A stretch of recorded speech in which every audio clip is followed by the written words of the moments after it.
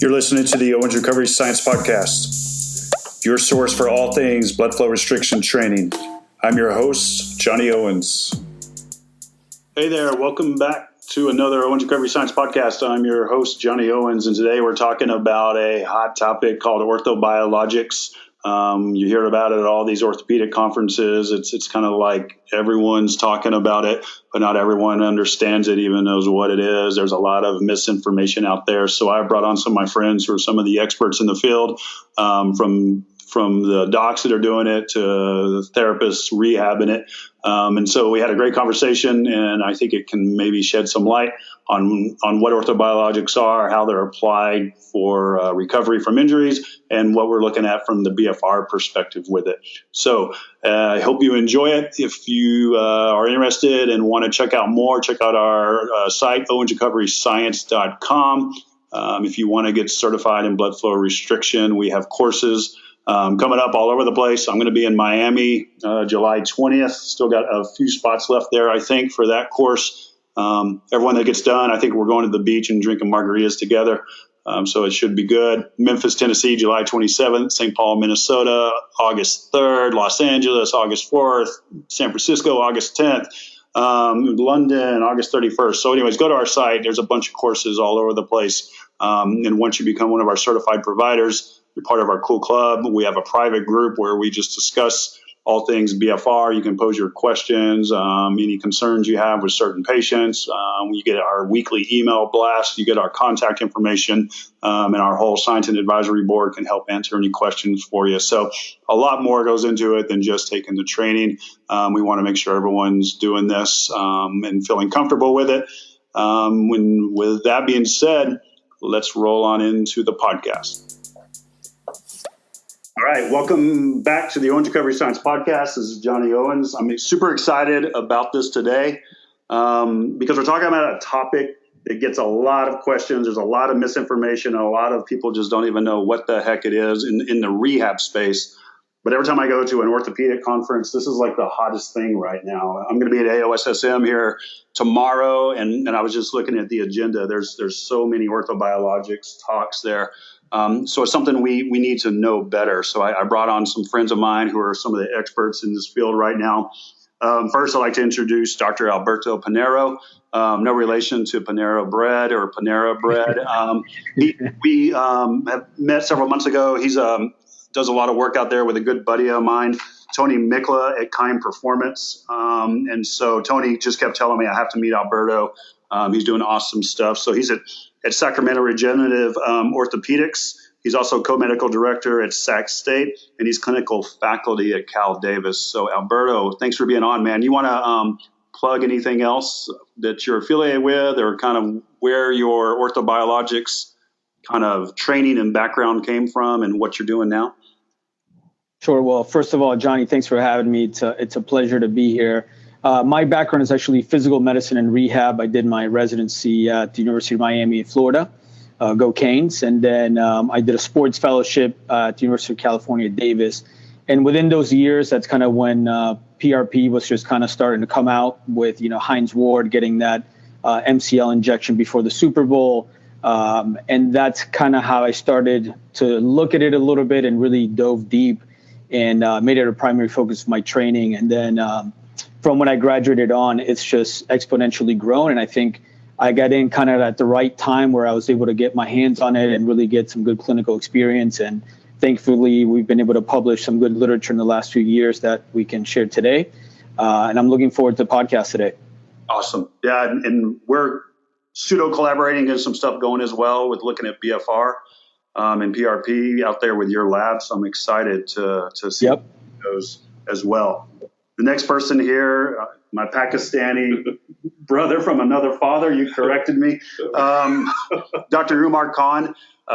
So we've met years ago, became fast friends. Ben wanted me to just describe you to the group. So you are from Pakistan, family. The northwest part, right on Afghanistan. But you got the most southern accent in the world. So I grew up in Georgia. Born in Oklahoma, grew up in Georgia. And he's built like a freaking brick house. So what are you, like 6'7", 390 now? No, I shrunk. I'm 6'3", about 310. Your Facebook picture doesn't look anything like that. No. But Umar's awesome, man. And so he was down at Andrews Institute when we first met, doing his fellowship training, and was doing some really cool research with Dr. Adam Mans, and also some stuff I like to talk about with the injection into the ACL and things like that, which you guys did. And so we've been collaborating a lot together. He linked me up with the Andrews guys early on. He's our medical director of Owens Recovery Science. We run questions by him all the time. And it's just awesome having him part of our group. So, Umar, how did you get all into the orthobiologics side and your background? Well, my buddies call me Omar, Johnny, even though it's spelled with a U. But but anyhow, so again, like Johnny was saying that, I did my sports medicine training initially down in Birmingham with Andrews. Had a bunch of great mentors with Lyle Kane and Jeff Dugas and Tracy Ray and Ortega down there, and also Josh Hackle down at Pensacola, part of Andrews. So just like you, Albert, when I started in 2010, that's when we started dabbling into musculoskeletal ultrasound and ultrasound-guided orthobiologic injections. And back then in 2010, we were just doing platelet-rich plasma pretty much. So I finished my training and went to Bowling Green, Kentucky. I was a team physician at Western Kentucky University at Lindsey Wilson College over there. And it just kind of like you, it just blew up and grew, and different other techniques, with different types of PRP, the bone marrow aspirate, lipoaspirate, amniotic tissue. We're just kind of building on that. And, I guess one of my claims to fame was with the help of Jay Smith up at the Mayo Clinic and Josh Hackman and Andrews was did an ultrasound-guided technique for ACL injections, which I think has a role in partially torn ACL injections. It's completely torn and it's not approximated. You got to get it fixed. But for the partially torn, non-functional ones, I think it has a role in recovering, because they may scar down, but with what we could do with the BFR, with the orthobiologics, directly into the remaining ligament, I think we'll get a faster response. I've got a couple of MRIs pre and post that are about 6 weeks later where it shows, quote unquote healing. We don't know what it heals with. Does it heal with scar tissue? Does it heal with actual ligament? We don't know unless we get a biopsy. But there is some good things coming down the road with this, I think. Were you the first paper to publish ultrasound-guided injection of a ligament? Oh, yeah, for the technique. And actually, Albert is one of y'all's journals in the journal PM&R. So we did the ACL, we flipped the knee around, did the PCL as well. How did you get to it? We went anterior, we had the knee flex. Did you use an arthroscope? No, ultrasound-guided. Just ultrasound. So the needle gets in with no issue. So you can see it. Now, the funny thing with ACL on the ultrasound, you can't see it, but it's there. And the reason why you can't see it is because it dives deep. Yeah. And the ultrasound waves are refracting off it. So you don't see anything, but it's a black stripe that you're aiming for. That black stripe is the anechoic, or the black structure that the ultrasound waves aren't reflecting right back to the probe. That's going to be your target. Now I did do an in-office arthroscopic guide. It was a miniscope guided ACL in a 13-year-old. And the reason why I did that was because the MRI looked kind of like it was intact, but the radiologist called it a complete tear. And so timing was perfect. I was able to get a miniscope in my office and go in and visualize the ACL. And yes, the synovium was intact. And so I went ahead and did a mini arthroscopic guided ACL injection with BMAC and PRP and amniotic tissue in that kid as well. I don't know if that was the first one or not. That was the first I heard of. Healed up? He did, but he wasn't compliant, and he was 13, and his ligament on exam tightened up, and he got overconfident and had a non-contact injury, getting a rebound, and ended up getting it completely torn after that. So he had to get it fixed. But. All right, cool. Tyler Opitz down at the Andrews Institute, physical therapist like myself, and so Tyler does a lot of work in rehab research with the guys down at Andrews, with Dr. Adam Mans, who's also a good buddy of all of ours. And we've been doing some kind of interesting pilot data looking at, can we increase these progenitor cells or growth factors with things like blood flow restriction to augment what these guys are doing with their orthobiologics. So Tyler, man, welcome. Anything you want to add on what you guys are doing down there, your background? And also want to throw out there, maybe we talk about it. You published a paper with your group of rehab after injection for knee OA, which is kind of one of the first that you've seen where actually rehab people have put out, like, this is kind of the way we do it. Because that's this big gap. I spoke at AMSSM years ago, and that was, I threw that out there, like, there's a lot of cool science here, but there's this huge gap from what you do pre-injection to what you do post-injection. And so I like that you guys are looking at it from rehab side. So. Yeah, absolutely. Well, thank you again for having me. I really appreciate it and really excited to be here. So my background, I'm a 4-year college athlete, and then I went to PT school and took a job down here at Andrews afterwards, and just kind of got involved with Dr. Ans and some of the physicians down here, Dr. Jordan and Dr. Andrews, and worked my way up. And as they started to become more interested in orthobiologics, that's kind of where my interest started to peak as well. And then we met when we were starting to realize the effects that blood flow restriction can have with it. And so I got in touch with a group out of Dubai, and this year we did the research project last year and then published it in this year in 2019, January, February. And because there is a huge deficit and a need for the rehab portion of orthobiologics, that we don't really know if the rehab's screwing it up or if it's the actual orthobiologics there's an issue with. And so it's tough to say, hey, let's get a standardization when we're not even standardizing our rehab.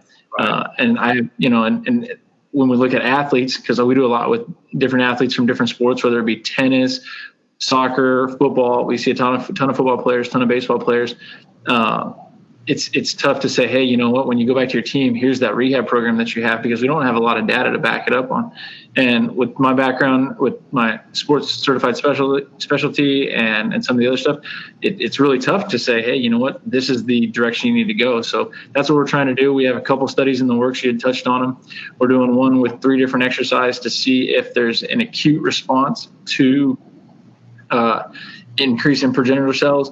And then we're also doing one where we do bilateral lower extremity blood flow restriction after shoulder surgery to see if we get improved healing. There's a few limitations with that study, but we're just seeing if there's a systemic response and seeing how that can affect some of our different outcomes that we're trying to get. Awesome, man. Yeah, we need you guys to keep doing that. Champion it. We need that stuff to be pushed forward. Hey, do you think you all could do me a favor down there? Get in touch with Brent and Josh down there, and while you guys are doing that, see if they can drop the ultrasound on there, and see if you can see stuff on the ultrasound. On the shoulder? What's that? On the shoulder or in the knee? Both. Oh, on the shoulder, maybe. I mean, the knee can't really see, but on the shoulder. So post-op, we can get some ultrasound data, so we can see as it progresses. See what the healing looks like on the ultrasound as well.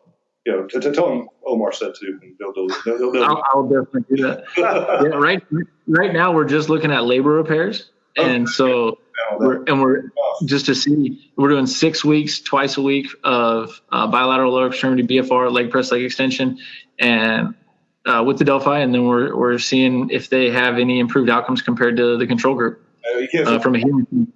Right. Yeah, never mind. We do have a rotator cuff study. It just went to IRB up in the Twin Cities. So we're doing bilateral, we're doing lower extremity, and then we're looking at T3MR to see if we improve tendon healing. So we'll see. Okay. What's interesting is that I think you bring up a good point with ultrasound, because we've been looking at postoperative SCR, and we've been following it with ultrasound to measure the thickness of the graft afterwards. Seeing if there's neovascularization, if the graft is being incorporated into the body. And it's so useful because 2 things. One, the ultrasound can be done in the office kind of real quick instead of having them be sent for an MRI. And we found, compared to other groups that are also studying SCR, is that people are more likely to be compliant with coming in and getting an ultrasound than having to go and sit in the scanner for 45 minutes or so. So it's not a bad option just to look at the integrity of and obviously you can't see the labrum. It would have to be rotator cuff. But the rotator cuff repair, I think, would be nice to follow it out and see how it's doing. That'd be cool. That'd be good. Very low cost, easy to do. Okay, so I'm going to let Omar and Alberto, you start running with explaining what orthobiologics are. It's a catch-all term. Yeah. But let's talk about what are the main flavors that you see. So PRP first. Yeah. So we'll let Alberto go first. Yeah, so PRP is very basic. It's essentially just any time that you can, extract blood, spin it down, and concentrate platelets above physiologic level. So, for instance, the problem becomes is that even if you do let's say 1.5 times physiologic rate, that's considered technically PRP. But you can increase the platelet concentrations 5 times, 10 times, even 15 or 20 times. How do you? And that's where a lot. Go ahead. How do you do that? Just so everyone knows. Yeah. So primarily it depends on how fast you spin the blood in a centrifuge and for how long you spin it for. So there's primarily 2 systems of PRP. One's called a plasma-based system, which you basically grab a small fraction of blood and you spin it at a low rate for about 5 minutes or so. And what that does is it creates a pellet, well, not necessarily a pellet, but a fraction where the red blood cells are at the very bottom. You get a layer of white blood cells, and the stuff on the top, it's platelets that are floating within plasma. And the benefit of that is that you don't really get any white blood cells. So it's essentially considered a leukocyte poor preparation. The problem is, or not necessarily a problem, but you don't really concentrate the platelets too much. It's maybe 1.8 to 2.5 times, physiologic rate. And then you have another system that are called Buffy coat system, which spins the blood much faster and for longer periods of time. And that really creates a dense packet of platelets, but because they're of similar density or weight, they're essentially going to pack in the leukocytes in there as well. So now you get what's called the leukocyte-rich preparation. So depending on what you want to do, I think for knee osteoarthritis, it's been shown that a leukocyte-poor preparation is better or favorable, while for tendinopathy, it seems like the literature supports doing a leukocyte-rich, which is a little bit contra.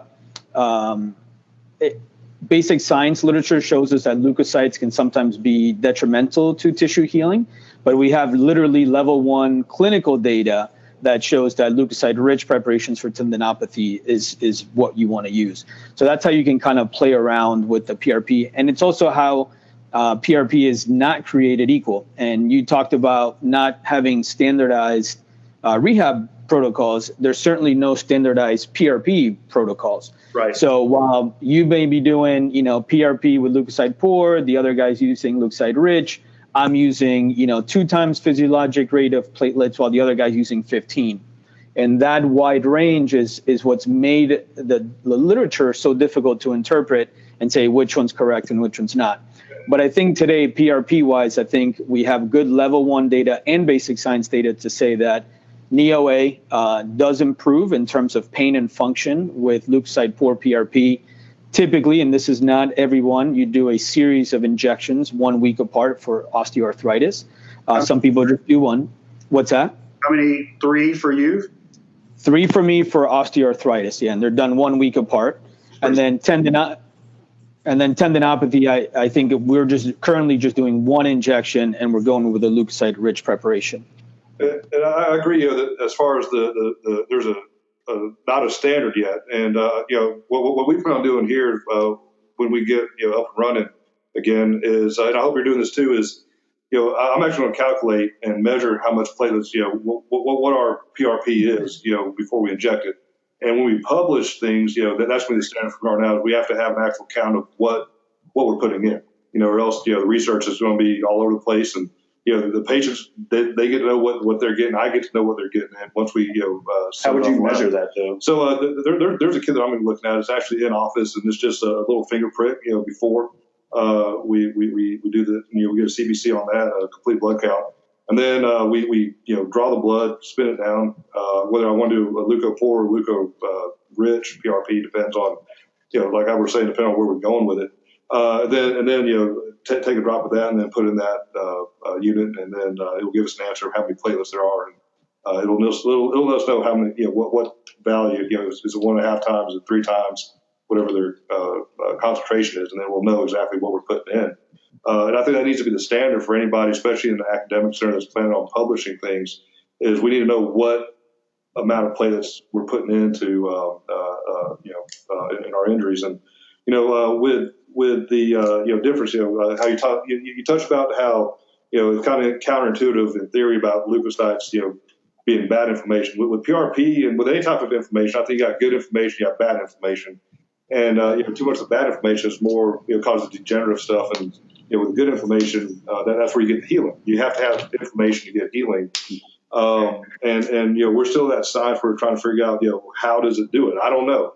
I don't know what goes on in there to cause what the good healing versus the bad healing. But I think, when we talk about the soft tissue, we go with the leuco-rich PRP. I think the macrophages are key in helping out with the healing process.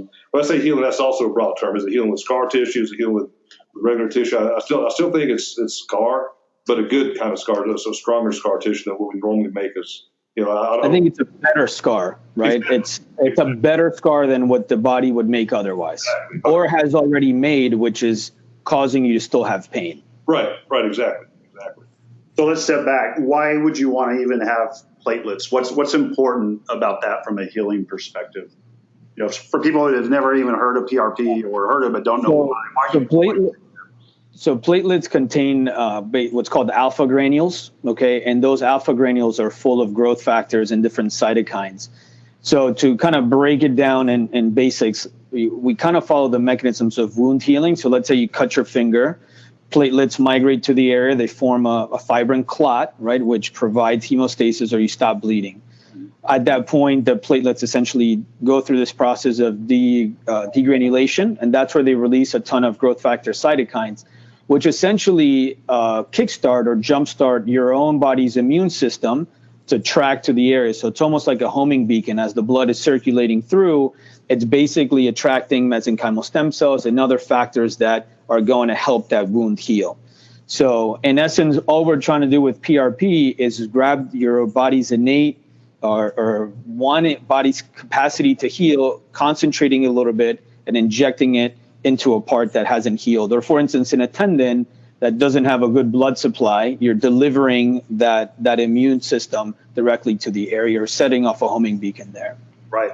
And I think again, this all, we're still in the scientific phase and, research phase. But I think the important cell that we're trying to recruit whenever we do any of these orthobiologics is the periodocytes. And these are cells that are along the blood vessel wall that I think, Albert, I don't know, you might have a different perspective. I don't know, but I think they're the ones that are important in causing the healing aspect is these periodocytes. And these periodocytes, I think, are important I think those are the important mesenchymal cells that are responsible for the good healing.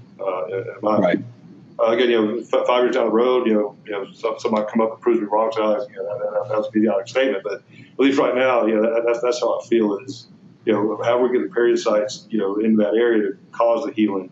But again, the PRP, the bone marrow, all that are just homing signals to get all that stuff into that area. But also, I think the PRP, just like you said, Albert, it causes a clot there. It causes a little filling of some of the defects. Right. Just like it would for whenever you have a scab on an open wound. So then, two kind of important points. One is that we want inflammation, right? So after PRP, you want the inflammatory cascade to happen. Yes. You guys are like, no Advil, no anti-inflammatories. We've heard that, like, don't take them at all. Yeah. And they want to be inflamed. Aspirin, definitely no. Aspirin, no. No Hyvamat post PRP as well, because you're flushing all the inflammatory markers out.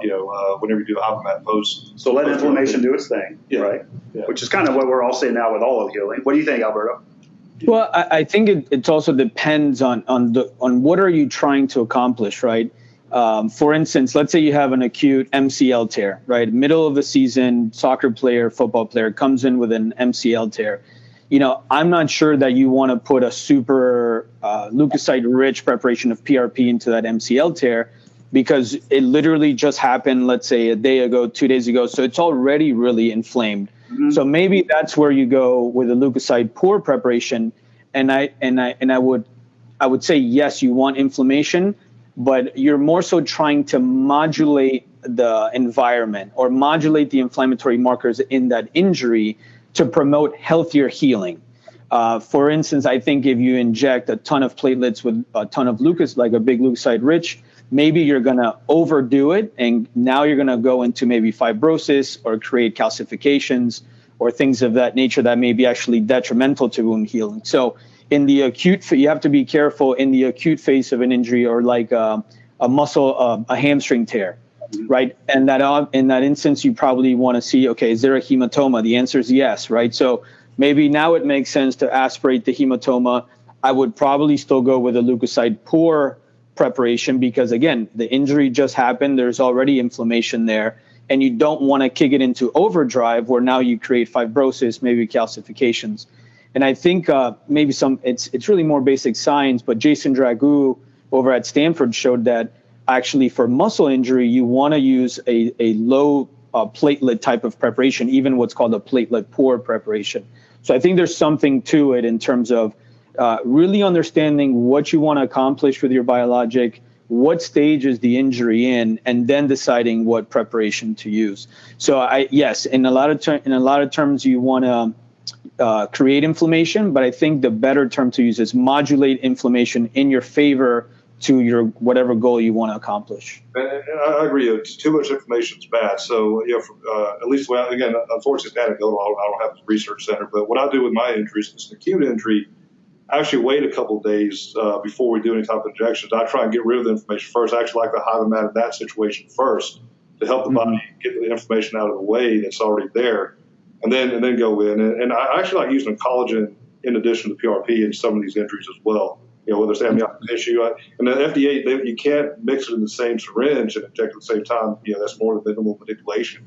But you can have two separate injections where you do the PRP plus the collagen in the same area. And, the collagen is actually a better fibrin bridge. Just a bridge. Yeah, and then the PRP has the honing signals to do what it's supposed to do to try to help accentuate the healing. But I agree, Albert, with the acute injury, you don't want to drop it in immediately because you already have inflammation there. And then you cause more inflammatory response, and you can cause more damage, I think.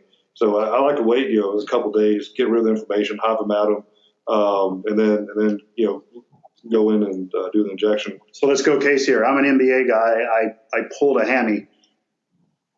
Come see you. It's day after the game. You say what? Come back 2 to 3 days, and then we're going to look at doing a leukocyte pour. Well, what would you do? I pulled a hammy, and I go see the orthobiologics guy. So what I'll do is, first of all, see if there's a big hematoma there. If there's a big hematoma, you got to, ideally try and get rid of it. If it's a small one there, I'm okay with it. But you use that from visual. No, ultrasound. You ultrasound. I ultrasound everything. You do that too, Alberto? You do ultrasound? Yes. Yeah, ultrasound's key. And that's standard. You have, if you're doing an orthobiologic, you have to do an ultrasound unless you're doing an intra-articular in the knee. Yeah. Or you don't have to do an ultrasound eval. But you would diagnostically ultrasound to look for the hematoma. Yes, okay. and see if the lesion is big enough. Not every hamstring injury needs a PRP. If it's a mild grade 1, you can just rehab it and you can be okay. Yeah, we're talking grade 2 though. Yes, something like that. I would ultrasound it. I would, not at the time of the injury. At the time of the injury, the changes won't be on the ultrasound if it's a couple hours after the injury. Sure. Clinical history, physical exam. Yeah, you have a hamstring injury. Let's go ahead and rehab it. Let's calm down inflammation. However way you want to get rid of it. Again, I'm a fan of the hydrate. I like to hydrate them. Give them a liter of fluid, PO, and about an hour before. And then that kind of helps pump everything out a little more efficiently. Again, it's anecdotal. I don't have any data on that yet. Have them at them for a couple of days, or and then once everything kind of calms down, drop the ultrasound, see what the lesion looks like, and then decide if we're going to inject it. And then I inject. I still like I'm a fan of doing that combo PRP with collagen, and depending on the injury I've had, when I was doing some of my track guys and some of the football athletes in the season, I still got them on an ARB. What's that? Angiotensin receptor binder inhibitor. How come? It helps, in my opinion, helps prevent scar tissue, the bad scar tissue. And I got that data from cardiac MIs, heart attacks, microinfarctions, where when the heart tissue scars, it scars with not so good tissue. But what we do to prevent that from happening is right after they have the MI, we put them on an ACE inhibitor and ARB type medication. And that kind of translates over to skeletal muscles. Well, there's a study done in China that did on gastroc muscles. They clipped the gastrocs on 3 different groups. They had saline, they had low dose losartan, and high dose losartan, and showed that high dose losartan showed more healing, less scar tissue compared to control. And that's a lot of Johnny Heward's work out at Stedman that's showing that. I know at Stedman they're using that a lot. Yeah, but you got to be careful. I mean, you got to get baseline, kidney functions, potassium levels, and but it's super low risk. Yeah, and healthy people, people it is. You know, and older people. So do you have a and I'm asking I'm curious. Do you have to follow their blood pressures out or make sure that what kind of dose are you using? Like a very low dose, and then how long do you use it for? Good question. So I start off at 25 milligrams, and then over a period of 3 days, try and get them up to 100 milligrams if their blood pressure can tolerate it. Then about a week later, I recheck their labs. I check their kidney function, make sure creatinine isn't bumped, and make sure potassium isn't going up. Then I keep them on it for about 2 months. Because that 2 to 3 months. Again, this is anecdotal. I don't have any data on this yet. Johnny does already, though. He does. Okay. Yeah. So I do it for 3 months because again, I'm taking what I know from the heart. Because my background is also internal medicine. So I do what we do in cardiac muscle, where we get them on it for at least, if somebody has a cardiomyopathy or weakened heart from a MI, we put them on it for 3 months and then get a repeat echo, ultrasound the heart to see if their function improves. So I kind of use that guideline and transition over to skeletal muscle. And about the 2 to 3 month mark, I pull back and go from there. Not acute injuries, something like that. I like to do round of 3 as well, 7 to 10 days apart. And also a fan of dry needling, post injection as well. I think that helps bring blood flow into that area too. And the timing of the BFR, I think, is important too. I've been doing BFR since 2015. The science behind the BFR, as far as when you do it that night, how your growth hormones increase, your IGF values increase. I like to do my BFR the day before the procedure, and then about an hour before the blood draw as well. And then go ahead and inject. That's BFR an hour before the blood draw, and then spin it down and inject it where I need to go. Tyler, were you guys doing it for the pilot study an hour before? Do you remember the timing? We were doing it immediate. So our pilot study, we took the data at time 0. So as soon as I got done with the exercise, we did the blood draw right after. And then I know for Dr. Ahrens and some of the physicians, if they're doing PRP or even a BMAC, we'll try and do BFR ahead of time. But for PRPs, we'll do the BFR and then walk them straight upstairs. So it's within the 10 minutes that they're having their PRP blood drawn. Yeah, I mean, the blood draw, as far as that, I meant the injection. I might have said blood draw. I like to inject about an hour, just because if you inject it too soon with that, that rush of blood going back to that limb, are you going to wash it all out? So I like to give an hour to let the blood hemostasis get back to normal. But all the factors, the nitrous oxide and all that other stuff that can help deliver the nutrients are still circulating in that area. So again, it's anecdotal, but just the science on paper from what I know about BFR, it makes sense to me. It's not going to hurt nobody, I don't think. Well, I think we're going to see a lot coming out with these TGF-beta, angiotensin type things and fibrosis, especially with what the guys out at Stedman are really championing it. So that combo is going to be interesting to see. Hey, Albert, that's between me and you now. Yeah. No, it's interesting because listen, we're the reality is when you look at PRP data for, let's say, hamstring injuries, it hasn't really been overwhelming. As a matter of fact, the return to play times have been pretty equal if you do PRP or not. It does seem like when you look at it on ultrasound, some study shows that the scar tissue or the scar that forms is healthier with the PRP group.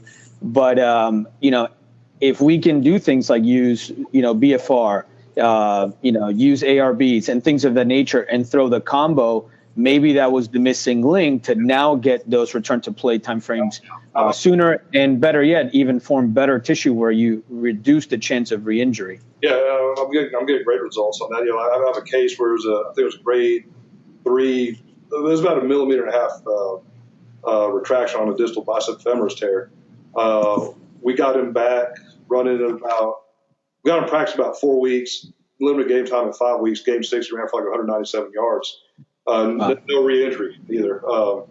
But going back to the study where you're talking about the PRP and hamstrings, the problem with that is, number one, people have different techniques of doing it. People have different things that they're doing, and we don't know how much of the PRP was injected. And then I think most of those studies was single round versus what we do. Like I think me and you are on the same page where we do 3 rounds, 7 to 10 days apart. And that, I don't think that's been looked at. So if we could get some of that data together, with that type of protocol just to, settle the issue. I think, I'm getting good results with that. I agree. Anecdotally, we use PRP, leukocyte poor PRP, and it's a plasma-based system, so it's a lower platelet count. We do intramuscular injections for acute tears all the time. We have a program of 460 athletes, so we get several of them every year. And anecdotally, they do great. So that's why when I read these studies, it doesn't make sense to me on why they're not getting those results. And you're right. I saw one study that they would basically look at the MRI and say, okay, here's the tear, and then try to find it palpation guided and stick a needle into the tear. You're never going to get a 3 cc concentrate of PRP into that area. Exactly. Or other people were using leukocyte-rich preparation. So I agree that going back to Tyler's first point, we need more standardization and be able to say, hey, if you have an acute hamstring injury, use this exact type of or preparation of PRP, plus combine it with BFR, do it at this time point. Think about getting an ARB and maybe come up with a better protocol that we can standardize. And another tip that I do when I scan is also scan distal to the acute injury. And what I've seen in a few subjects was that, because I'll scan down and I'll look at the mid substance of just say, or the hamstring muscle. I'll see a little defect there. Not mash on it. The ultrasound say, does that bother you? And they say no, but 3 weeks before I got this injury, I did tweak it a little bit down there. And so I think that can be the initial side of the injury, which causes a change of biomechanics, which makes it put too much stress up top of the proximal part of the hamstring and causes the injury up there. That's why with physical therapists, we need to get y'all to do ultrasound. Come to the Andrews course, and that next year, we'll teach y'all something. We do it already. Perfect. Yeah. But that also helps as well. So tendon, leukocyte poor, leukocyte rich. Let me just wrap this all up on a bow here. Leukocyte poor, leukocyte rich for a tendon. Me, I do leukocyte rich. The only time I do leukocyte poor is if I'm going interarticular. Just in the joint. Yeah. I think Albert has a little different philosophy. Personally, I think that I would say that tendinopathy is somewhat of a spectrum.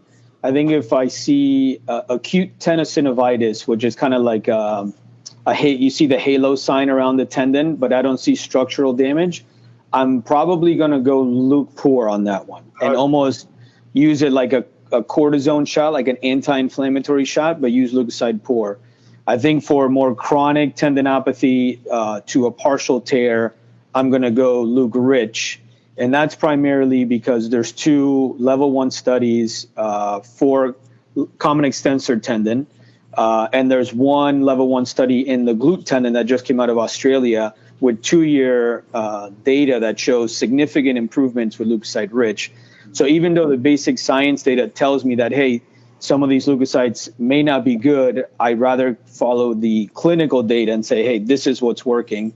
Yeah. And I think we're going to get to a point where with the leukocytes, and I think you were alluding to this earlier, there's not just one leukocyte, right? There's multiple. And I think all of them are going to perform different roles in different environments. And I think where we're going to go in the future is where we can say, okay, the monocytes are probably good, right? And they're probably going to stimulate healing. So how do, instead of getting leukocyte-rich PRP, we can get monocyte-rich PRP or neutrophil depleted, right? PRP. So I think that's where it's going to go next. Right. Then, and I'm sorry to elaborate on it, but to answer your question, tendon leukocyte rich.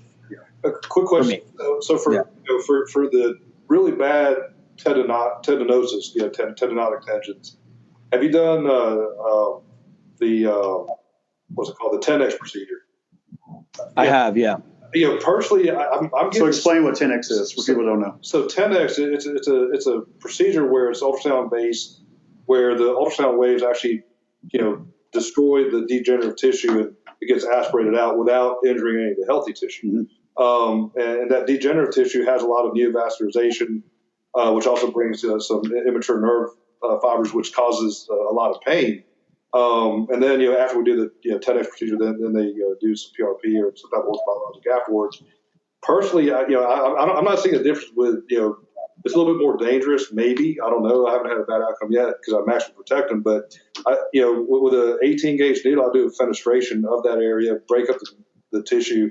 And then with a fat pad, deep to the patellar tendon, I do a little tendon scraping off that because I think there's some scar tissue in that area as well. That's also a pain generator. So we kind of break up the scar tissue and separate the fat from the tendon deep in the joint, as well as fenestrate the tendon, and then inject it with the PRP. The way I explain to patients, like you're aerating the lawn before you fertilize it, before you hydrate it, because if you just do a PRP on top of the tendonic tissue, it just kind of sits on top. It's not getting to where that fibrosis, where it needs to get into. So, but as far as your outcomes with a 10X versus doing other stuff. Have you noticed any difference with 10X versus doing standard fenestration, or the outcomes about the same or any better?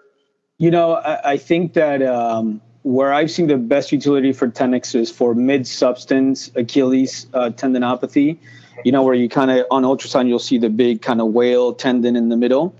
Right. Those, for whatever reason, for me, have not responded well just to PRP alone. And contrary to some other people, I've had better results with insertional tendinopathy. So for mid-substance, I've been doing the 10X, and that seems to work really well. I actually will combine, I'll typically do PRP at time point 0 when I'm done with the 10X. Right. Or I think that's been a good role for amniotic tissue, where I will go ahead and inject it into the tendon afterwards. I think your point of doing the fat pad hydrodissection, I think that's key in patellar tendinopathy to treat, or even in Achilles tendinopathy, to treat the neovascularization. I think is very important. I would tell you that for some of the stuff we really looked at in detail, I did not see a significant difference when I did bone marrow, and I know we're going to get to bone marrow, but bone marrow alone versus 10X and bone marrow, they seem to do about the same. And with 10X, it seems like they take a little bit longer to heal because I think you actually do cause a little more tissue damage. And it is what it is. But some people can't afford PRP, and I think 10X is a good option for those people. And I think in combination with the biologics, it does really well. Do you guys use 10X, Tyler, out there at Andrews? We do, yeah.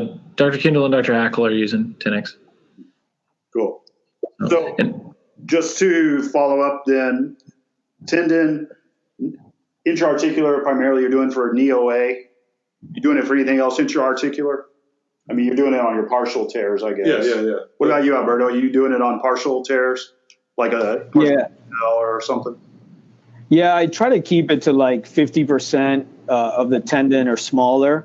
Anything bigger, I'm not entirely, obviously full thickness tears, I'm very transparent with the patient that this may give you a little pain relief, but it's not really going to do much for your tear, right? I think those are more definitive management is surgically. And once you start getting over the 50% mark of the tendon, it's also a little bit questionable. And I think that that's where I think bone marrow may come in for especially patellar tendon, Achilles tendon, contained tendons that have large defects. I think PRP may not be enough. And I think that's where bone marrow comes in, and that's where you want to try and do that. Yeah, we'll hit on that in a minute. So then intra-articular and muscle. Anywhere else you guys are injecting PRP? I think there's not really much left. I don't do a ton of ligament work, to be honest with you, but I guess that would be another, some other folks may do like ATFL in the ankle. Actually, that's not true. I do the UCL, the ulnar collateral ligament quite a bit, or the UCL of the thumb. I hit those with PRP quite often. I'm getting decent results. But again, the smaller partial tears. Yeah, on the UCL, even if it's a near complete, if it's proximal, I think there's a role. We still got to put some data out on that. If it's a distal tear, if it's a partially torn proximal tear, I think it's great to do. I think we're getting pretty good results. How about you, Albert? What are you guys seeing? For me, it's been if I see a ton of laxity and I see a full tear, I will typically send them over to the elbow surgeon. And if they have a reason why not to operate, then I will go ahead. Then I'll do it.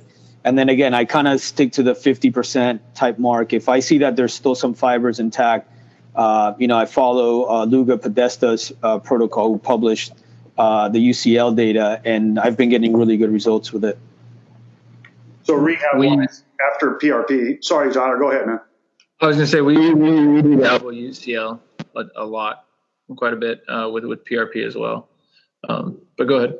You guys do a lot of UCL. It broke up for a minute, but. Oh yeah.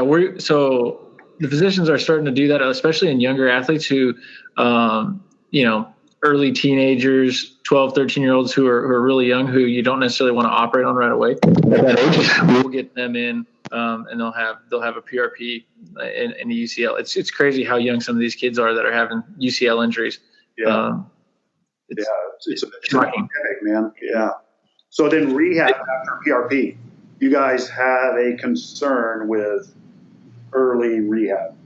What do you mean by early rehab? How quickly would you start? I would start, a couple days afterwards. Just range of motion stuff. BFR definitely 2 to 3 times a week for the BFR. And then throwing is the same standard. I don't let them throw until about 6 weeks on the throwing program. I like to reevaluate them on the ultrasound to see if there's any improvement as well. And then I've had a couple of people where I start off doing the PRP and the tissue combination. I didn't see much change as far as how much it gap on ultrasound. Again, would time have taken care of it as well? I don't know. But on that third round, I went ahead and dropped the BMAC with the PRP and the tissue. It's on one of the D1 baseball pitchers. About a week and a half later, reevaluated them, and the gapping was not as much. And he actually, pitched the next season. I think he led the team in strikeouts. Do you guys ever immobilize after PRP? For the elbow, for the UCL? Anywhere. Yes. I think Albert and I agree on the same thing. If we're doing an intertendinous injection on a patient, then you got to immobilize that, especially if it's like a glute, patellar tendon, Achilles tendon. I immobilize that for a period of time. How do you immobilize the glute? The glute, you don't immobilize, but limited weight bearing. Limited weight bearing. What about you, Alberto? You immobilize tendon on tendon, or I've seen all over the board, man. I saw a guy immobilized for 4 weeks after a hamstring. It depends. Like on my guy with the distal biceps femoris tear, I didn't immobilize him. I just let him go. But I had a volleyball player that had a pretty bad mucoid degeneration of her patellar tendon. Fenestrated it, injected it, and I had her in an immobilizer for about 7 days, and then weight bearing with crutches for another week, and then but we're still doing rehab, with range of motion, obviously. But as far as no plyometrics for about 4 to 6 weeks. Yeah. What about you, Alberto? Yeah, I'm pretty conservative especially with the lower extremities because of the weight bearing component of it. I immobilize patellar tendon, Achilles tendon, or even plantar fascia. On the upper extremity, I'm a little bit more liberal. If I do common extensor tendon, I'll go ahead and just get them in a wrist brace for a week or two. And then the UCL or the cuff, I typically will put them in a cuff just for comfort. And I'm torn with it because my first thought is, okay, if you have let's say tendinopathy or a partial tear, you inject the PRP or the bone marrow and you want it to clot, right? You want it to form that clot. So part of me says, well, I don't really want to get them moving right away because then that clot's still weak and it's going to tear everything I've done, right? On the same token, there is no weight bearing. How long does that clot really form? Are those downstream processes or those signaling markers that were released already happened and we don't need to worry about it? There are questions that I don't think we really have answers to, but I tend to be more conservative because I really want to protect the tissue. So anything that I do intraligamentous or intratendinous, I'm probably going to put non-weight bearing for a week and in some sort of immobilization for 2 to 3 weeks, and it'll typically be a gradual thing, and I really let the patient know that pain has to be their guide. So, for instance, Achilles tendon. Okay, the rule is for me, no weight bearing for a week. The second week, if you're in the boot and you're putting weight on it and it still hurts you to do that, then just get off of it and be on the crutches. As opposed to, hey, I'm walking in the boot, I'm not really feeling pain, then I let them go, right? Patellar tendon, on the other hand, same thing. I lock them out at 0, 1 week non-weight bearing. Second week, weight bearing is tolerated. I open up the brace, the hinge brace, to about 30 degrees. The third week, I open it up to 60, and their weight bearing is tolerated, and then the brace is gone. Glute is, again, it's hard to immobilize, but I try to just keep them in a neutral position, non-weight bearing for a week, and then weight bearing is tolerated. So it kind of varies, and I would probably say I'm on the more conservative side. But again, for me, if you're getting this treatment, it's a relatively painful procedure. We're going to shut you down. You're typically paying cash for it. I really want to get it to work, and I think less is more, especially in the acute phases of orthobiologics.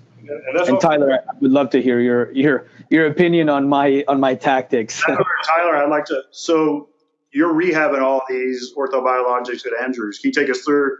Let's say, what do you want to discuss? Maybe a knee OA injection, or you go at it. Let's start with the elbow, just because that's a little bit from a baseball standpoint. We see them the day that they get the injection, because it's super important to give these people education of what to expect, how to manage their expectations. Because if I tell you that you're going to get better in 6 weeks and it takes 8, you're going to be mad. But if I tell you you're going to get better in 6 and it takes 4, you're going to be happy. So we have to manage your expectations. And then anytime you're putting fluid into a joint, your body's not recognizing that this is PRP or that's fluid from some type of trauma you've had. It just knows that the joint capsule's swollen, so you're going to get inhibition. And we naturally see that with the knee. We know that as little as 10 millimeter or 10 mmHg, it will cause inhibition. So what we want to do is we're going to just wake them up, either doing like opposition of the fingers, giving them a little bit of pain relief, because that joint's so full it doesn't feel good. So we'll do finger stretches, things like that. And we'll also won't limit any shoulder stretching if it's a UCL. We'll kind of minimize motion for the first couple days afterwards, and then we'll tell them passive only for the remainder of that first week. And we'll say, okay, we don't want you to do a ton. Your range of motion is going to be limited, and we usually don't let them go to full extension, but they're not in a sling either. So we let them go to their tolerance initially, tell them not to move it a bunch, because there's a pumping mechanism with the joint that will kind of pump out any excess fluid. We use that with the lower extremity. If you bend the knee multiple times, you can actually decrease the swelling, because there's a sponge effect. So we don't want them pumping that out. We also won't use like Normatec or Game Readies with compression. We'll just do it from a cold standpoint if they have a little bit of pain, but we won't crank it up in that regard. And then we'll start isometrics in that next week, because there's 3 components to orthobiologics. You have to have the cells, the things that we're getting injected. You have to have the scaffold for the cells to adhere to. And then you have to signal it, because these things are going to respond just like you would muscles. If you want to get big muscles, you have to work out, right? So it's Wolff's law of imposed demands. So if you don't stress anything, they don't heal. And we know that rotator cuff tears, if we don't actually put any tension through that tendon, if we look microscopically how those fibers are orienting, it's more of like a rat's nest. Whereas if we look at someone who's had a little bit of loading through the tissue, it's more in lines with the fibers of a rope. And we know a rope is much stronger than something that's a little bit more scattered and unorganized. So we want to make sure that at some point we get the signal that, and this goes along with the stem cells, you have to signal what you want these compounds to do, because they don't know where they're at. And so you have to tell them, hey, you're in a joint. And then you have to tell them, hey, this is what I need you to become, either ligament, tendon, cartilage, etc. And if you don't do that, then you just shot them full of saline essentially, and it just has gone on its merry way and you haven't done anything with it.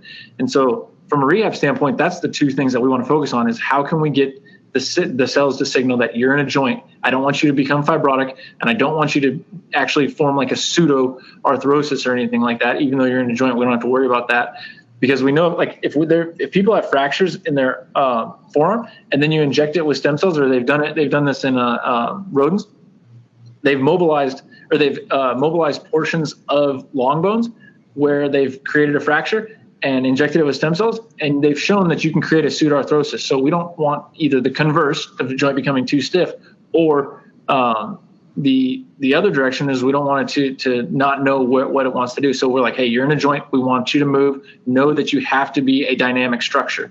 And then how do we signal you, whether it be ligament, tendon, or cartilage? So cartilage is going to be best tolerated with static load. It hates shear forces. So do not load cartilaginous structures. If we look at the leg, don't do shear forces and loading with it. So we don't want you to do deep squatting past 90 if you have a patellofemoral joint issue, because that shear force is just going to rub away any cartilage and you're going to negate the effects of your PRP. If it's a tendon, they love eccentric loading. So now let's say, hey, if we have a tendinous injury, let's do a little bit more eccentric, similar to what we would traditionally do, but we have to have that load on the tissue at some point.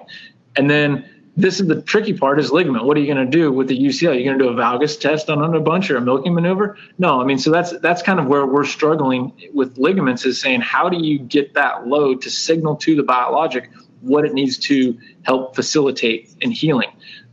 So then we start throwing at 6 to 10 weeks, just depending on their age.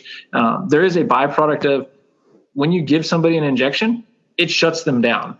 And so you get that rest that you need, regardless of what people say, it's a forced rest break. And so we don't got such good outcomes. Exactly. Right? Yeah, exactly. You're like, hey, I don't hurt when I throw. When's the last time you threw? 4 weeks ago? Oh, okay. Well, so, I mean, there's that forced rest component, and you're taking away the painful stimulus, which a lot of times these are overuse injuries anyways. So you remove the painful stimulus, of course it feels better. And that's the tricky part of this too. So we wait 6 to 10 weeks, and then depending on where they're at in the season and what time of year it is, if it's a thrower, we'll do anywhere between a 7, 14, 21, and a 6-week interval throwing program. So 7-day, 14-day, 21-day, and then 6-week interval throwing program. If we look at the lower extremity, like with knee OA, that first visit is an education visit. We're like, hey, you got to minimize your walking.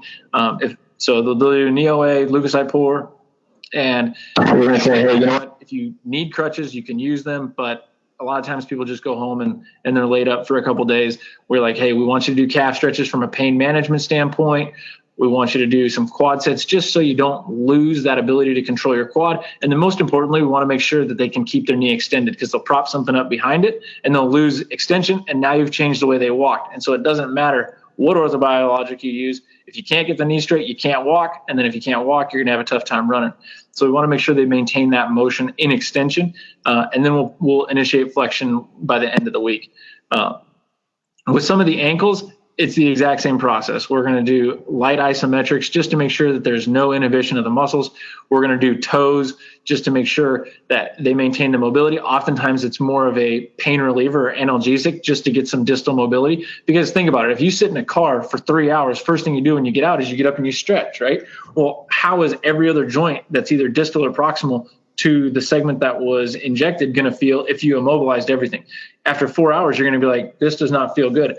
And we know that you're going to have some level of atrophy within the first 7 to 8 hours of immobilization. So we don't want to have that effect of losing some of the strength, because then it's going to be tougher to get back later. So initially it's let it rest, mobilize distal and proximal to it with gentle active motion activities. The joint itself that was involved or the tendon itself that's involved is only going to be isometric at most, but generally that won't start until day 2 or 3. And then in that next week, we'll do passive range of motion followed by active assist in weeks 2 to 3. And you can start to integrate some active depending on what part of the body it's in, and then progress back to whatever sport they're doing. So a slow progressive signal is the key. Correct. Yeah. So, I mean, that's distal segments. So if I have a UCL and I start to do opposition and start to just grip, I'm going to get some activation of the muscles that cross the elbow, because some of those muscles are 2, 3, 4 joint muscles. And then there's an analgesic component, but I'm not stressing the joint itself and flushing any fluid out, because it's such a small minimal contraction. And most of those muscles with opposition aren't going as far up as the elbow joint. And now if I start gripping really hard, I'm going to have to start recruiting more, and we're getting near radiation effect, and you start to get more muscle contractures proximally.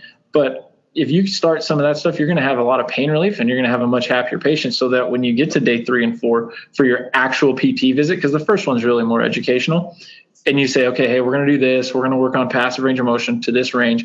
We do limit supination and pronation with the UCLs, but once they can maintain that motion, then it makes the process so much easier, because we have to get the motion before we strengthen. But let's say we only have a small range, we can still strengthen in that small range. And we're not talking with weights and doing a bunch of heavy stuff. It's just an activation more than it is true strength training. And then would that, just like we would if we're trying to get you back on the field, because it's all about progressive overload. You have to progressively overload the tissues. And when we talk about professional athletes, whether they're basketball players or football players, at some point they're going to have to move them plus another person. But if you can't move you, there's no way you can move you plus somebody else. Agreed. For me, some of the thoughts in using BFR was more in the rehab component, and what you're talking about, getting atrophy, 4 to 7 hours after being immobilized. For me, not obviously we have some thoughts into doing BFR to make a better PRP, right, or a more activated PRP. But what about, if that guy's not, I did a patellar tendon, he's got immobilized, he's in a hinge knee brace, is that the guy that needs to be doing BFR pretty much right away to try and keep as much muscle mass as possible? And what are your thoughts on that?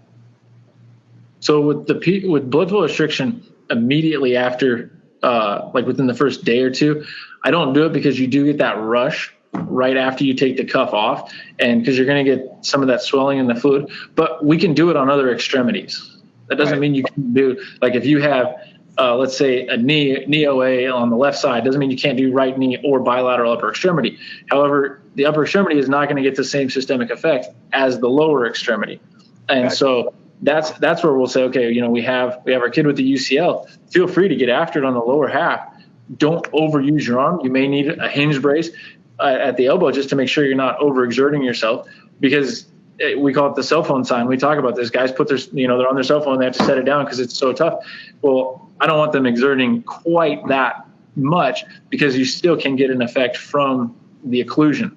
And what we talked about, so one of our things in the pilot study is looking at how long you maintain those elevated levels of lactate, CD34 positives, which are our stem cells, platelets, and leukocytes. You get an initial bump after about 10 minutes, and then it returns to normal by minute 40 to 50. And then at 60, it's exactly the same. So there's a little bump, but that's only one bout. If you're looking at people who are highly trained, they typically have higher serum counts of these things. Thus, it takes more of an effort to get them to get a bloom from a lactic standpoint. And this is our next study, is we're saying, okay, now instead of just doing one bout with exercise, let's do multiple, and like 4 to 6 weeks, and see now, do we get an elevation that's significant, that sustains for a period of time? And the average Joe out in the public is not using BFR regularly, and they're not as active as they like to think that they are, and just like me. And so, when we look at these highly trained athletes who can come back much faster because it's their job to be strong and get better, it's a little bit different than, hey, we have this 55-year-old guy who plays tennis twice a week, and he's going to have to, is he going to get the same effect? Well, no, he's not going to get the same effect. However, it's not detrimental. And it's something that, hey, let's get this systemic response building up and getting going so we can start that healing process. So we will do BFR on all the areas around it. And then we'll start typically by about a week to a week and a half out. If they had a surgery, we'll usually wait until the sutures are removed. That's kind of our rule. Johnny, you can probably shed some light on this, doing stuff after surgery, because we do a lot of PRPs with our ACL reconstructions. And so we'll do that quite a bit. And so I don't know what timeline is best to introduce BFR after you've had orthobiologic or surgery, but it's certainly, from my standpoint, is if the skin's healed and it's closed up, I feel pretty good about applying BFR. And then also, since that's a little bit longer than what we do for just a traditional PRP, I'm safe on that end too. Hopefully that answers your question. No, yeah. That's awesome. Well, then let's talk about things that have more of a signal, potentially. So like bone marrow aspirate or our stem stuff. So what's different about that than PRP, and what is it? So bone marrow aspirate, that's just, we get your marrow from your bone, and I like the posterior superior iliac crest. That's supposed to be a higher concentration of bone marrow. The thing that's coming out of the bone marrow is immature cells. It has both hematopoietic and progenitor cells as well. And lipoaspirate, I think the thing with lipoaspirate, it also has mesenchymal cells, but I think it has a better collagen. So lipoaspirate matrix. is from the fat. From the fat, right? Yeah. And everybody's got fat. Even if they got 6% body fat, you can get some fat from the inner thigh still. And it's okay to harvest that. Wasn't there an FDA issue at one time? Yeah, with some of the lipoaspirate, because they're trying to make stromal vascular fraction, which is more the minimal manipulation of tissue, where they filtered it, shook it up, filtered it, enzyme degradation, and then spun it, and then a lengthy process. So that's not regulated by the FDA, or allowed by the FDA, I should say. But the bone marrow aspirate, it's a different cell type. Albert, you have more insight on that as far as the cell markers and whatnot that's in the bone marrow aspirate. But then if y'all are going for stem cell, that's the catch term. Well, I got a stem injection. What is that for in y'all's mind? We can't say stem cells. We're not doing stem cells. Progenitor cell. Yeah, right? progenitor cells or mesenchymal cells. And why can't you say stem cells? Because they're not true stem cells. Unless you're young, right? Unless you're young, or you get it from your cord, or you get it from a donor. Which I don't want to go down that road at all. But they're not stem cells. They're immature cells that we inject into your cartilage and it grows cartilage. It's not an immature cell that I get from your bone marrow, from your fat. I inject into your rotator cuff tendon and it turns into a tendon. That's what the concept people are getting out in the general public, saying that, I got a stem cell injection. Right. And then there's other companies are marketing, stem cell injections that are coming from amniotic fluid, or amniotic tissue, or cord blood, or whatnot. In my opinion, I'll let Albert also comment on this. He may have a different concept, or he may agree. I don't know, but in my opinion, the process it takes to get those cells from the donated tissue to where you're sterilizing it, to where you're radiating it to get rid of all the potential transmissible diseases and the HLA antigens that cross reaction, and then preserving it. Structurally, I think the cells may be there, but functionally they're not doing anything because they're not viable. Yeah. And now on the lab, in the petri dish, you can do all this stuff, and it's culture, it's growing, it's doing stuff. But in the human body, we can't take that and from those other placental amniotic type tissue and say stem cells for two things. Number one, I don't think they're viable. I think the cell structure is there, but they're not doing that. The other stuff, the collagen, the collagen I think has use and function, but you can't call it a stem cell. And again, in our body, when we take our own immature cells and inject them in different areas, they're not causing a change or a growth. It's not going to grow a new tendon in your body. I think it'll help heal it better. I think it'll help scar better. I think it'll be a cell stimulating for the periocytes, which come in from the vascular cell wall to cause the healing. Again, is it healing with scar tissue? Is it healing with your actual is it healing with scar tissue? Or is it healing with tendon tissue? Or like Albert said, a better scar tissue? You don't know unless you get biopsies on that. And I don't know if there's any good studies out there showing that yet. But in my opinion, I cannot tell people I'm giving them a stem cell injection because I'm not. And the cells that I used to think that. I don't know why. Back in 2011, 2012, I thought maybe that's what was happening. But the more I researched, the more I read up on, the more the data's out there.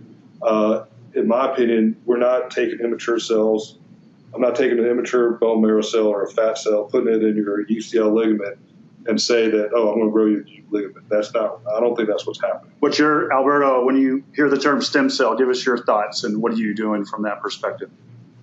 Yeah, I agree that, several years ago, that was the thought, was that, okay, we would get these stem cells, we would re-inject them, and those cells would in turn differentiate into the tissue that we wanted. Because in the lab, we can grab those cells and stimulate them and make them a tendon or cartilage. So they are capable of doing it, but it doesn't seem like that's what's actually happening when we re-inject them. Bone marrow is similar to PRP in terms that it has many of the same growth factors. They just seem to be at higher levels. It also contains mesenchymal hematopoietic stem cells. And that word is kind of used a little bit loosely. So a true stem cell, so if I'm a stem cell, right, I want to become a cartilage cell, then what happens is that a piece of me differentiates and becomes a cartilage cell, but I still maintain my stem property, or I'm still the same stem cell I just gave off a cell that becomes something else. And that is not what's really happening with these mesenchymal stem cells. And that's why Arnold Kaplan has kind of gone back on his theory. He's the guy who coined them back, I think it was, I want to say 91 or so, somewhere around there. And more recently, he's now calling them medicinal signaling cells, because he still believes in this, in the mechanism in terms of them going in there and creating a signaling cascade and kind of quarterbacking the healing response. But again, not necessarily differentiating into other tissues. The other thing that bone marrow has is interleukin receptor antagonist protein, IRAP, which in rheumatoid arthritis and osteoarthritis, a lot of the inflammatory or the painful responses seem to be mediated by interleukin. So this receptor antagonist that just happens to be in bone marrow is something that we think will have a positive effects in joints. And it's essentially, when you go to Germany and look at like orthokind, you know, how Kobe Bryant went over there and all these athletes were going over there, what they were getting was essentially IRAP, because in Europe, you can actually manipulate peripheral blood. You can pass it through these beads and essentially extract IRAP from it. And we can't do that in the States, but it just so happens that it's already present in bone marrow. So it's kind of funny how that ended up working out. But essentially, it's the same growth factors in PRP, higher concentrations with the mesenchymal progenitor cells or signaling cells, plus IRAP. And that's really what you get. And I agree, I don't necessarily use a stem cell. I just say it's a bone marrow concentrate injection. With the placental-derived tissues, I couldn't agree more. Our study that we published in AJSM in March, essentially we took unprocessed, amniotic fluid that was donated by UC Davis, and then we took 3 companies, that had amniotic, and these were amniotic fluid products, and we took bone marrow, which we know we can grow these mesenchymal cells, or these, whatever you want to call them, signaling cells. We know how to grow them. They have certain markers that we can test for, and they're plastic adherent. So we use the same processes, and we try to grow all of the 3 products out, and none of the commercial products grew any cells, right? And again, I think it goes to your product. When we looked at them under the microscope, there was non-viable cells and maybe some viable cells, but none of them exhibited mesenchymal type properties.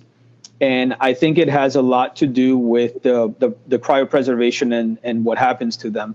And I would say that we also ran ELISAs for growth factors, and they all tested positive for multiple growth factors. So I think there's a role for these placental-derived products, especially in people who are let's say they have multiple comorbidities, they're diabetics, they're on COPD, they're on steroid medications, they're on O2. You probably don't want to use their own platelets or bone marrow, right? I mean, it's just not going to be healthy. So I think that's where these allograft tissues can serve purposes.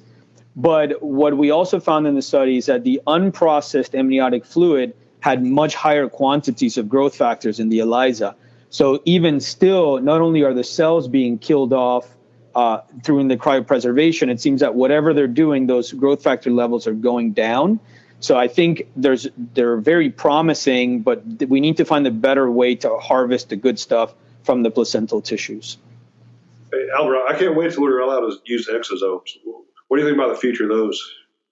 Yeah, it may be that, the thought process is that exosomes are the ways that these mesenchymal signaling cells communicate to other tissues, right? So what we're talking about quarterbacking or managing the healing response, these cells have to communicate with the other cells and tell them what to do. So they release these little exosomes that have, messenger RNA and different types of communicating signals that cascade down what to happen. So it may be that you don't need the mesenchymal cells. If you can just get the exosomes and put them in there, it may do the same thing. But I think from a clinical perspective, we're still far from having good clinical data there, but it's certainly promising for sure. Tyler, are you guys seeing work with progenitor cells, or we'll just call them stem cells just for... Yeah, this classic term. Yeah, but are you guys doing any of that at Andrews? We are. We're doing a little bit with the shoulder, rotator cuff, and labrum, but more of it is coming with the knees. We're doing BMAX. We're doing it in conjunction with surgery. We're also doing it just as a standalone. The protocol is a little bit similar. And then there's a few differences, but oftentimes it's something that because the harvesting process is a little bit tougher, we're waiting just a little bit longer to see them, unless they're already under the knife for a different procedure. So if it's an ACL and then they're doing a BMAC with it, there's no change in the timetable when they come in. However, if it's just isolated BMAC, then they'll usually wait a day or two. Okay. Hey, Tyler, but yeah, over there, I know Dr. Ann's pretty good. How are y'all doing with doing harvesting the mesenchymal cells through an IV, just an IV blood draw after you're talking about the pharmacologically mobilized stem cells, or are you talking the ones through like the VASPER and stuff? Yeah, you give them Neulasta and Neupogen, their bone marrow kind of upregulate. And so let's step back. So Neupogen's a cancer drug, right? It's not a cancer drug. It's a drug that's given to you to one of the downsides of chemotherapy is your cell counts drop. So the Neupogen increases your cell count. Okay, used in cancer care. Right? Yeah, it's used in cancer care usually. So the thought is you can give Neupogen and you'll shed or bloom out mesenchymals, right? Right. Okay. Just to go back. So give this cancer, I'll say it's cancer assisting drug to make your blood more full of stem. Yeah, right? they also do it for bone. People that are doing bone marrow transplants. Yeah, they also give them the Neupogen prior to harvesting. So you give them that, Tyler, and then y'all would do an IV and draw the blood. Are y'all doing that yet, or? We are. I don't want to get too far into it just because Neupogen is not approved for this use yet by the FDA, and so we're still under FDA supervision. But what's up? It's off-label, so. Yeah. So I mean, right now we are doing it, and like if we look at a BMAC, and maybe you guys can shed some light on it. People know this term around. People might not know it. BMAC, exactly. Bone marrow aspirate concentrate. Okay. So BMAC is basically pulling people's bone marrow, and it's full of these progenitor cells, right? Okay. Yep. And we almost use them exclusively from the iliac crest when we get BMACs. But I don't know what the magic number of cells is, but you get somewhere between 10 and 20,000 progenitor cells from your BMAC harvest from the hip. Whereas if we do a pharmacological mobilization, meaning like drug mobilized, and then we harvest it through a process called apheresis, and we go in through the femoral vein, and it takes 2 to 4 hours. You can get somewhere in the neighborhood of 120 cells of the CD34 positives, those particular type of cells that we're looking for. And then we would give them 18 injections over the course of a 2-year period. Now, again, this is all in a study. We haven't published it. We're working with a group out of Malaysia that's headed by Dr. K. Young Saw at KLSMC, which is Kuala Lumpur Sports Medicine Center. And there's a few other testing sites around the country and world that are doing this. And we're one of the sites one of the sites for the multi-site randomized control trial. We're one of those locations. So there's a few other places doing it.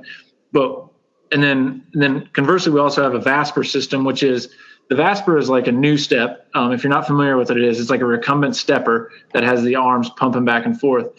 And that has a cold circulating, I guess, system that you wear, and it's on your back / on your bottom.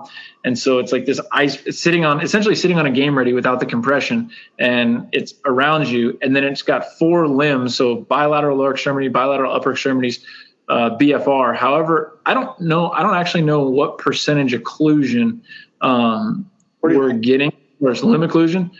But it's not very much. It's nowhere near the actual 80% for the lower extremity and 50 for the upper. And then you exercise with it. So you're exercising, which we know mobilizes these stem cells. You're using cryotherapy, which we know has a slight mobilization of stem cells. And then you're using BFR, which we know mobilizes stem cells. And we've harvested from that.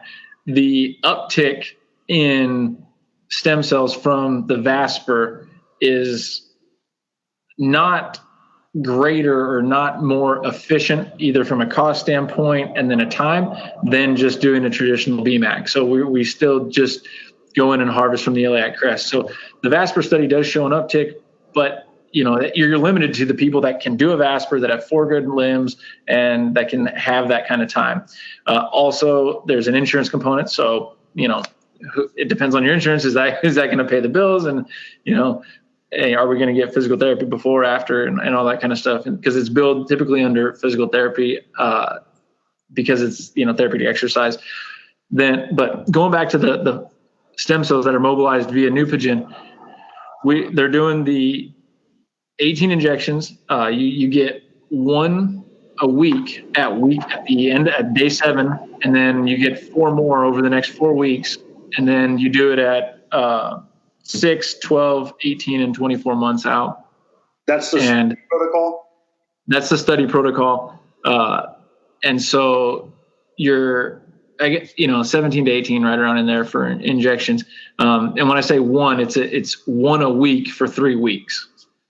So you're getting at 6 months, at 6 months and 0 days, you're getting 1 injection. At 6 months and 7 days, you're geting another. 6 months and 14 days, you're getting another. So there's your 3 injections. And then you're getting that series at 12, 18, and 24. We don't know, and we're doing this with patients with knee OA, and they have had a surgery. It's a microfracture procedure-esque with the drill, and we don't know when the maturation standpoint is. Like, when does this cartilage come back? When is it healthy to play on? So we're still trying to investigate where that's at. We're in year 3 of the study from our standpoint.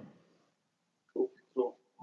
Okay, so go ahead, man. I'll just show you the pictures because we started using BFR. That was not in the original protocol, but we've added that to these people because there's a modified weight bearing progression, and we're seeing almost no quad deficits with the people as they get 1-2 years out.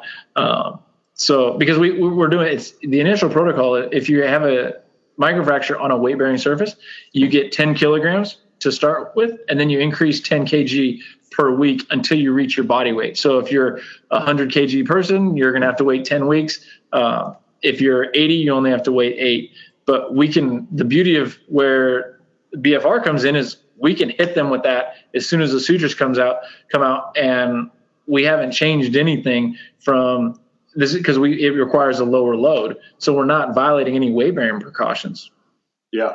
And maintaining the quad. Or getting it maintaining quad, hamstring, and because ultimately, like with cartilaginous issues, oftentimes short of having some type of either autoimmune disease or insidious onset defect, that OCD of for whatever reason, you typically, some of these things are because someone is moving poorly. They have a deviation in their squat. Their knee has a dynamic valgus, meaning it moves inward and rotates. Some of these things where you see ACL injuries, but they've done it repeatedly. And so it's worn that cartilage down. Almost like if you have a car with 4 tires but you have 1 tire pointed off to the side, it's going to wear down the tread. You're going to be able to get from point A to point B, but eventually that tread is going to wear down. And that cartilage it functions in a very similar manner. And so if you don't correct the underlying movement deficiency, then having any type of injectable is also going to kind of be negated because you still have the exact same problem. You're wearing down the same thing. I've turned down many patients for an orthobiologic because of that issue. They have a biomechanical issue that's causing, recurrent bursitis or, rotator cuff, tendinopathy. And, I've had people come from different parts of the country, drive 120 miles and they come back dejected because I'm like, let's fix this problem first for you. And unfortunately, that when we talk about how people are clinics are abusing these orthobiologics, there are people who would inject them just to inject them without understand the underlying mechanism of what's going on. You got to fix that mechanism. You had a defensive back from the league, come in about a couple months ago because he had orthobiologics done in his rotator cuff and his bursa and his joint. And he got some relief, but then things flared back up. And I came to me if he was going to get a PRP injection that visit. I looked at him. He had scapula winging and subacromial impingement because of the winging. And on the other side, you see this big old subacromial bursa that's just bursitis there. And I do a little lidocaine in there, and whatever bothered him, he was able to do without any pain. I was like, that's where your problem is. I don't see a need for a PRP and a bursa. No rehab. Yeah. I did a cortisone injection so he could tolerate rehab better. And still on rehab, maybe some kinesiotape to fix a weak in the scaffold when he's not rehabbing. And, so some of these clinics out here, throughout the country, they're just popping up left and right, saying they're a regenerative clinic or, and they're offering stem cell therapy and give a lot of false hope, saying, oh, we'll regrow your cartilage in your knee. You got bone-on-bone arthritis. We'll inject you and you'll grow cartilage back. And God, we got to get away from that. We got to educate people more on what's really going on. And, that breaks my heart. That's why I'm still in this game, is because I feel, I have something to offer, doing it right, doing it the right way. And people like Albert as well, who's doing the right thing. It's just, people are going into it for the wrong reasons, just to mint money because it's cash only right now. And, we just have to educate the population on what to expect, what is actually happening. And, these podcasts right here, I think will help get the word out, just because it's getting abused. And there's a lot of abuse. So, right, as of now, the two main things you're going to hear is PRP and STEM, right? Yeah. Is that pretty much orthobiologics? Yeah. And then STEM, to wrap it up, primarily bone marrow, BMAC, is the kind of gold standard at this time. And lipoaspirate as well, I think. And lipoaspirate, yeah. Okay. I haven't seen that as much. But, and then when you're saying the cord bloods, the stuff that's cryo-frozen, maybe not so much, maybe some growth factors, but people that are spending tons of money going out there getting stem cells. Albert, have you heard this term, ghost cells? I have not heard that, no. That's somebody described that to me as what the actual stem cells are in the amniotic products. They're ghost cells. They're structurally there. It's just a little haze of a stem cell, but just like a ghost, you can see it, but it's transparent. It's not doing anything. Okay. So we call them ghost cells. So, but yeah. So in these products, you can't call them. You can't call them stem cells, and there are some people that are actually still calling them stem cells, and they're not viable stem cells when it gets into that state. And then beyond that, then anything else in the orthobiologics world that you guys do or that people should know about that's also being used? I think one thing that is not done in the U.S., but it's done outside, is where you actually get bone marrow lipoaspirate and you actually culture expand the cells. So, one of the drawbacks to bone marrow is that there are cells in there, but they're a low population. I think they're 0.01% of the total cells. So what you can do outside of the U.S. is grab those cells, culture them in a lab. So now you get, Tyler, I think you mentioned 10,000 or whatever the number is, but you can get them to hundreds of thousands or millions of cells and then re-inject that back in. And re-inject them, like a series. Instead of going to the bone marrow every time, you got the cultured cells and you can go back in. Right. There's a company down in Florida, I don't want to give out the name, but, they're actually trying to do that. Harvest it here, go to Mexico, go to the islands, culture it, and then, re-inject it. It's kind of funny how we're so regulated here. The Federal Trade Commission, FTC, is actually cracking down on clinics that are advertising in the U.S., that have shops set up in the U.S., that are recruiting patients to the U.S. clinic to go overseas to get their bone marrow culture. And even that's becoming cracked down on as well.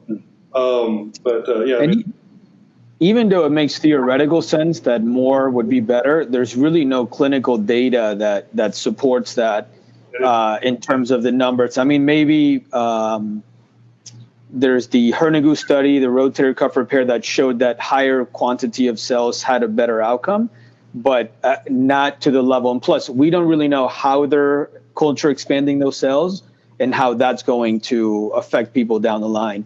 I think anything is a bad thing. Also, you can have too many, right?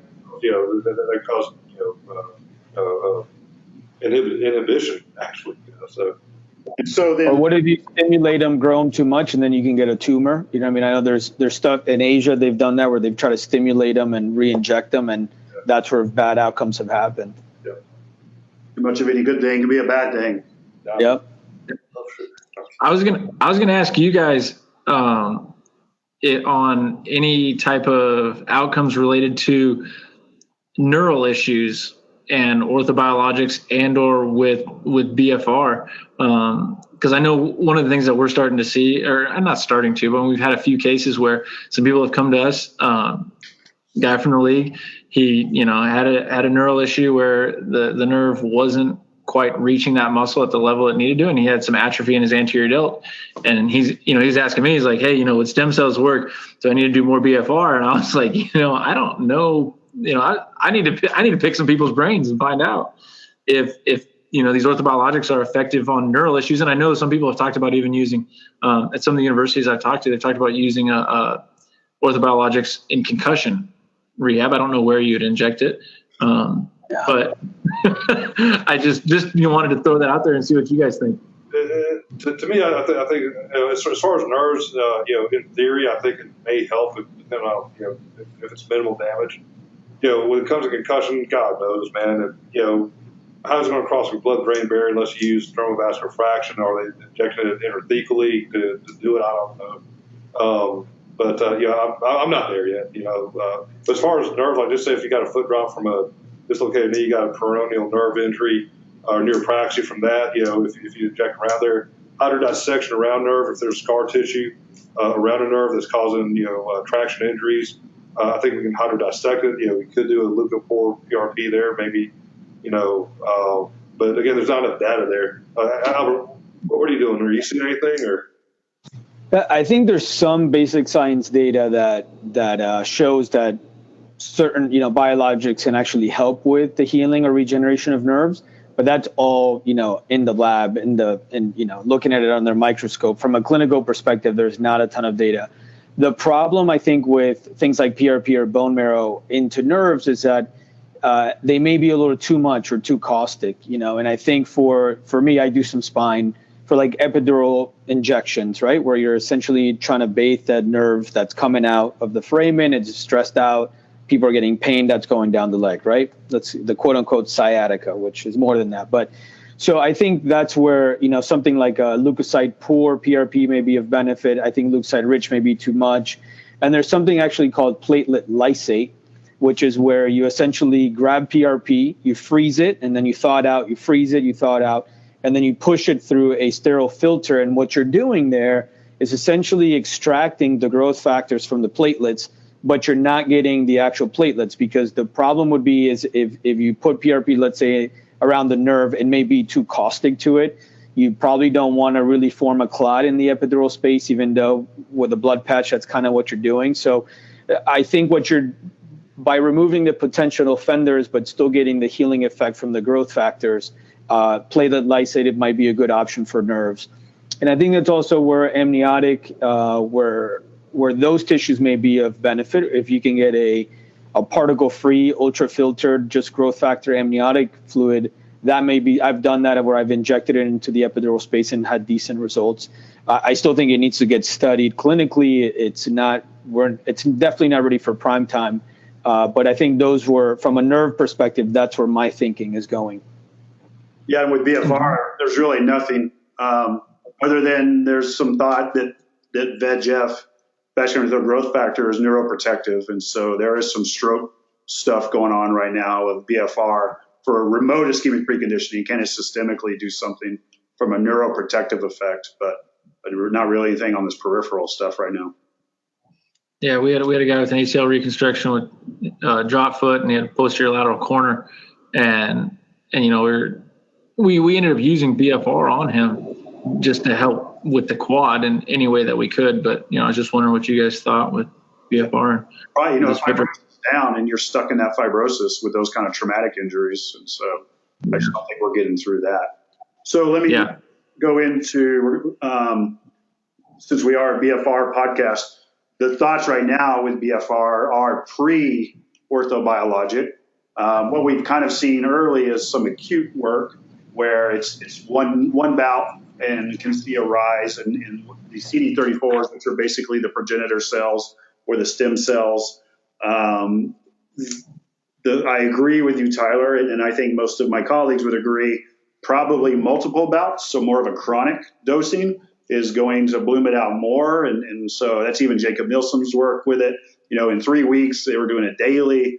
The satellite cells of the muscle just really went haywire and really came out. So if you have the opportunity to do it chronically for several treatments, it's probably good. And there's always the plus side that if they're actually able to do it on their injured limb, maybe they're going to get a little bit of muscle from it as well, which won't hurt if it's something like a knee OA or a tendon issue. And then what we're wondering next is when to start it post injection, if it's worth trying, not only to restore what you talked about, Tyler, and what we talked about is, you can probably get some strength and hypertrophy back in that early protected phase where it's very low load. So you slowly introduce it, even maybe in the active range of motion. We've seen some stuff come out that if you use very low load, if you're able to get at least a higher limb occlusion pressure, you're getting similar effects as lifting heavy. But then are these other kind of growth factors helping the whole body healing process along the way? So, we've seen that 80% limb occlusion pressure, we downregulated myostatin, which is part of this whole TGF-beta superfamily, which is involved with fibrosis. So if you're doing that, are you slowing the fibrosis cascade down? And is that a good thing with an orthobiologic? And then if you keep pushing extra progenitor cells, so you're doing BFR, and that occlusion on the limb actually does get some of those CD34s to come out. Is that helping what the docs are doing from their injections? Because that's our goal. You guys inject, and we want to support it by getting the limb back, but also if we can keep pushing growth factors and suppressing fibrosis. Because that's what we truly want is regeneration. The goal of orthobiologics, and what the goal is, the way we kind of do rehab nowadays, is we want true regeneration. So I don't have a fibrotic muscle or a fibrotic tendon.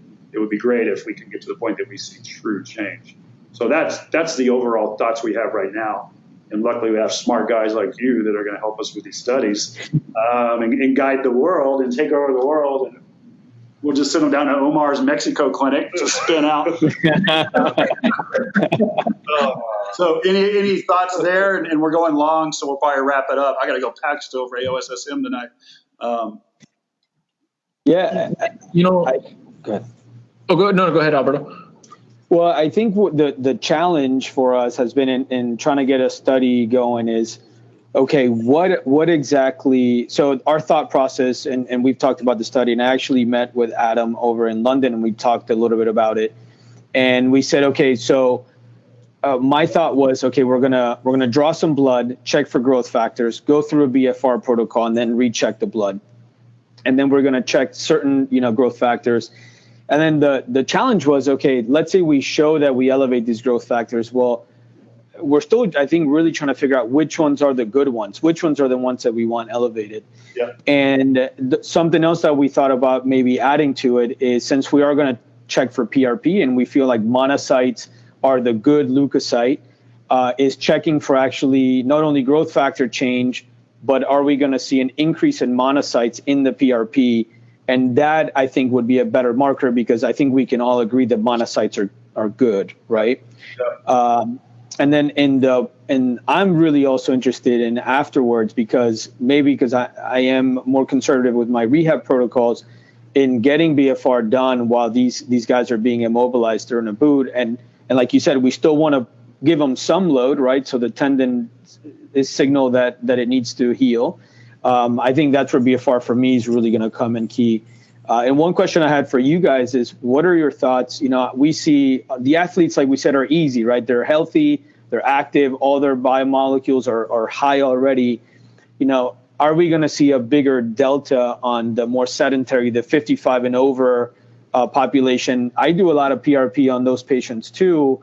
Will they be, I don't want to say better candidates for BFR, but the ones we really want to do, because since they're never really active, getting BFR with low load will give them a bigger delta in terms of the jump in growth factors and monocytes. So that's a question I have more for you guys. I think so, and we're seeing that. They seem to be bigger responders, just because a big pro athlete who's got a lot of muscle already, it's hard to give them much more muscle sometimes. But there was a systematic review and meta-analysis that came from a group in Germany looking at 50 and over and all the studies that looked at BFR.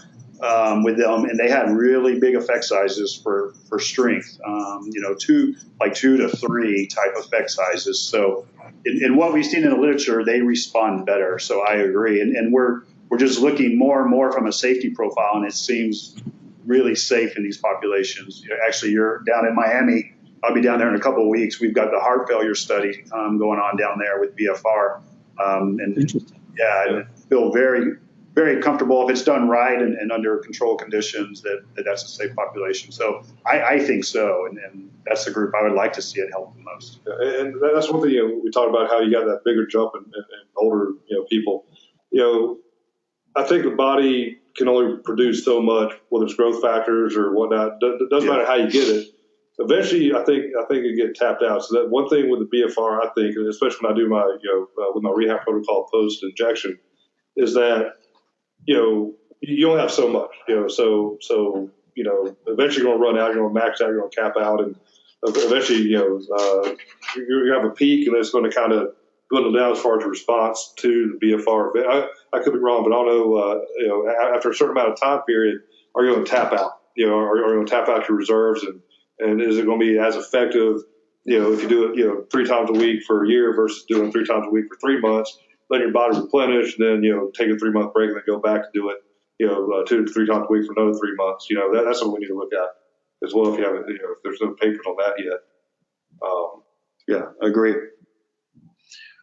For us, our athletes, it depends on the athlete. Like our football players are going to get petered out a little bit quicker just because the muscle fiber type. And so they don't have the reserves that, say, some of our tennis players have, who spend, hours on hours running, whereas football players, you go hard for 3-5 seconds and then you take a break. But yeah, I mean, you're going to have to do a lot more to get them to get that bloom versus somebody who's 50 who, the most activity that they've done is pick up their 10-year-old, or I guess it's a little old to be picking up a kid, but pick up their 5-year-old. I don't have kids, so bear with me there, but you're picking up your kid and that's the most activity you've done, or you're running around your backyard playing soccer with them. So those people are going to have a little bit bigger bloom earlier. And then whereas our athletes, like, you're going to have that little bit more chronic use of BFR because you're not going to get that same single bout bloom, and because they already have an elevated level of everything prior to doing it. So we were seeing, big early gains with the people who are a little bit older, a little bit less active compared to our athletes. The athletes, you got to do it for a couple of weeks. You got to stay consistent. You got to stay on them with it.